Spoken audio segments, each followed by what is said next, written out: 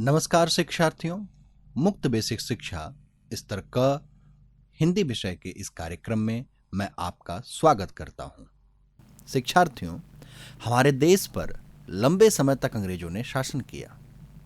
उन्होंने फूट डालकर और हमें आपस में लड़वाकर अपना स्वार्थ सिद्ध किया। बहुत लंबी लड़ाई के बाद हमें आज़ादी मिली। इसी आज़ादी को बनाए रखने के लिए हमें एक होकर परिवार की तरह रहना चाहिए। इसी आज़ादी के संदर्भ में हम अपना पहला पाठ, जिसका शीर्षक है भारत वतन हमारा, पाठ 1 कविता के माध्यम से अध्ययन प्रारंभ करते हैं। इस अध्याय को पढ़कर हम क्या क्या जानेंगे, आइए उसके विषय में एक बार हम चर्चा कर लेते हैं।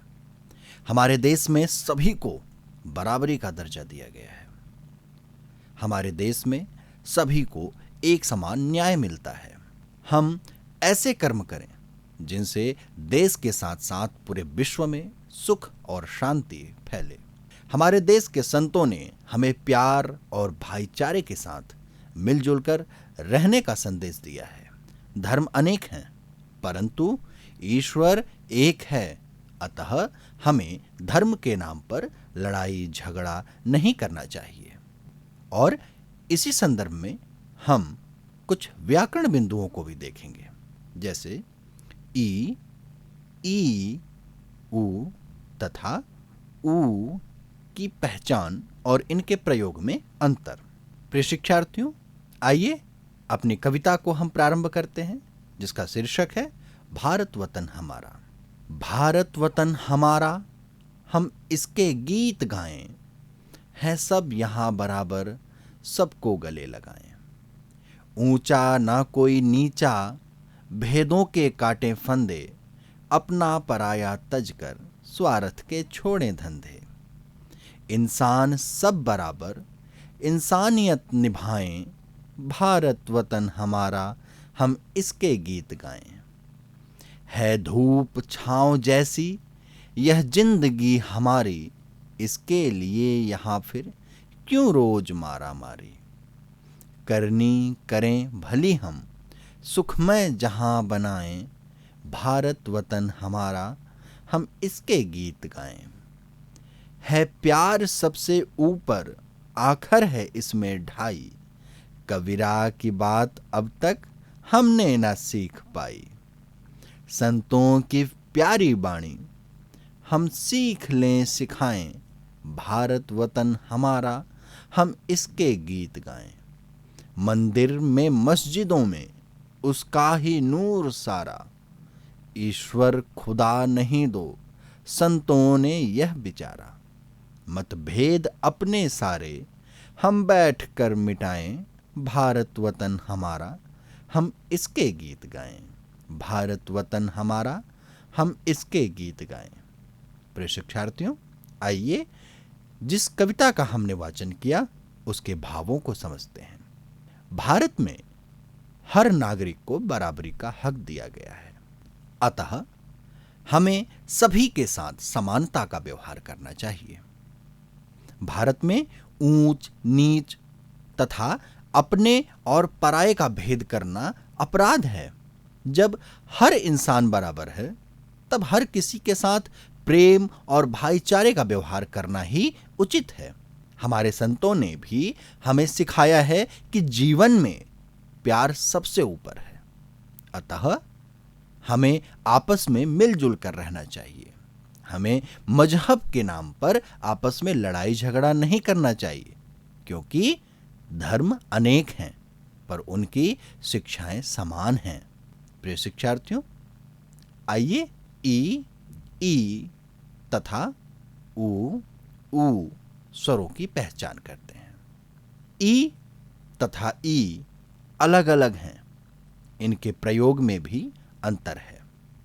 इस पाठ में इसके, इसमें, इंसान शब्द आए हैं। इनमें ई आया है। इसी तरह कोई, ढाई आदि शब्द आए हैं। इनमें ई आया है। ई तथा ई को खुद बोलकर उनके बोलने के ढंग में अंतर समझिए। आप जानेंगे कि ई बोलने में कम समय लगता है, जबकि ई बोलने में अधिक समय लगता है। ई स्वरों के मेल से बनने वाले कुछ शब्द आइए देखते हैं। इन्हें बोलकर इनमें अंतर समझिए। इरादा, ईद, इमली, ईख, इलाज, रजाई, इत्र, ईमान, इंजन, ईंधन, इज्जत, बधाई। आइए ऊ तथा ऊ स्वर की पहचान तथा इनके प्रयोग में अंतर जानें। पाठ में ऊंचा, ऊपर जैसे शब्द भी आए हैं। इनमें ऊ स्वर का प्रयोग हुआ है। आप ऊ तथा ऊ को खुद बोलकर इनको बोलने में लगने वाले समय पर ध्यान दीजिए।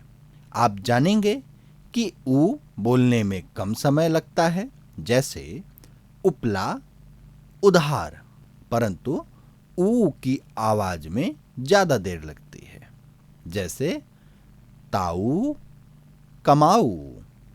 यही कारण है कि ऊ को छोटा और ऊ को बड़ा ऊ कहते हैं। प्रिय शिक्षार्थियों, आइए अब पाठ में ई और ऊ मात्राओं से बने कुछ शब्दों की पहचान करते हैं। लेकिन उससे पहले हम मात्राओं के चिन्हों को जान और समझ लेते हैं।